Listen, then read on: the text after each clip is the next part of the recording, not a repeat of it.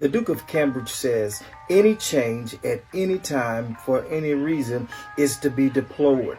In essence, anytime that change comes into our lives, especially as it deals with loss, there's going to be a form of resistance. And this resistance comes because it catapults us into a place of grief.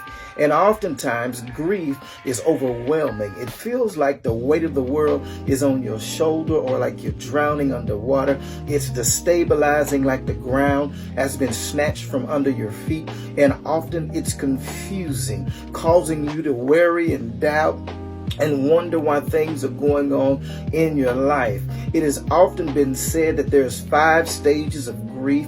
One being denial, because when trouble comes, we just don't want to accept it. But then there's anger, because we tend to focus our frustrations on others or things. And then there's bargaining, trying to make a deal with God because of the things that have gone on in life. And then the other stage is depression. Oftentimes when we go through grief, we deal with this thing on the inside, but mourning is what we express. But also understand that bereavement is how long you decide to go through a specific time of mourning. Beloved, I want you to understand, at the end of the day, there are going to be some things that come in your life that you just can't change. But the good news is, the scripture says, though we walk through the valley of the shadow of death, we don't have to fear any evil because God is with us. I want you to understand, beloved, anytime you talk about a shadow, you also have to acknowledge